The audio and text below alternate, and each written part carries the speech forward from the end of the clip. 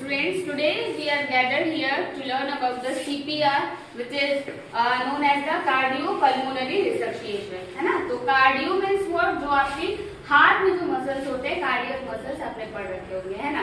तो बेसिकली जो सीपीआर है वो उस टाइम पे किसी पर्सन को ट्रीटमेंट दिया जाता है before the doctor arrive. Doctors के आने के पहले अगर हम कोई ऐसा पर्सन है जिसको ब्रीदिंग में प्रॉब्लम है ना, या फिर कहीं हार्ट में ब्लॉकेज हो गया है, या आप लोगों ने बहुत ज्यादा सुना होगा जब हार्ट अटैक आने वाला होता है ना, तो किसी को पता नहीं चलता है कि हार्ट अटैक आने वाला है। जब फर्स्ट टाइम लोग एक्सपीरियंस करते हैं तो उनको नॉर्मल सा बस चेस्ट में पेन फील होता है। तो एट दैट टाइम अगर कोई चेस्ट में पेन फील हो रहा है और वो गिर गया, बेहोश हो गया, अनकॉन्शियस हो गया, तो आपको पर्सन को देखना है कि वो कॉन्शियस है या नहीं। या फिर कभी किसी को तेज इलेक्ट्रिक शॉक लग जाता है तो वो भी बेहोश हो जाता है, अनकॉन्शियस हो जाता है ना। या कभी कोई पानी में गिर जाता है, जिसको स्विमिंग वगैरह नहीं आती है, वो अनकॉन्शियस हो गया। तो एट दैट टाइम उसकी ब्रीदिंग रेट को, अगर सांस नहीं चलेगी तो ऐसी नॉर्मल बात है कि वो बहुत देर तक अनकॉन्शियस रहेगा, तो डेथ हो सकती है ना। तो पहले तो आपको डॉक्टर को कॉल करना है, एम्बुलेंस बुलानी है।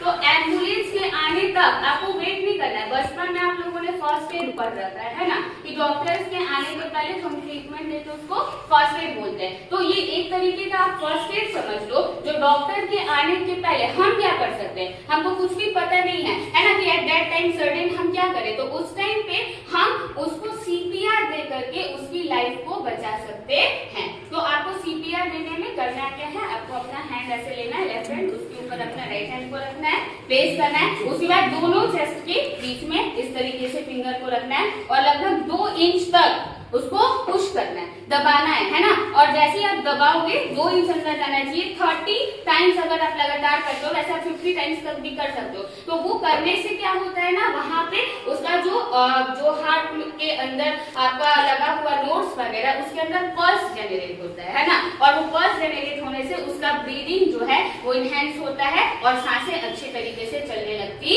है। तो ये करके ब्लड सर्कुलेशन बढ़िया हो जाएगा, ब्रीदिंग रेट बढ़िया हो जाएगा, सही हो जाएगा, और उससे हम किसी पर्सन की लाइफ को सेव कर सकते हैं। या कभी एक्सीडेंट वगैरह होता है ना, उस टाइम पे भी कोई अनकॉन्शियस हो जाता है, बेहोश हो जाता है, तो उस टाइम पे भी हम उसको सीपीआर दे सकते हैं। और ये जानना आपको इसलिए जरूरी है क्योंकि अगर बाय द वे रोड पे, घर में कहीं आप गए हुए हो, वहां पे कोई इंसिडेंट हो जाता है, तो वहां पे आप इसको करके और क्या कर सकते हो, बहुत सारी लाइफ को सेव कर सकते हो, किसी की जान जाने से बचा सकते हो।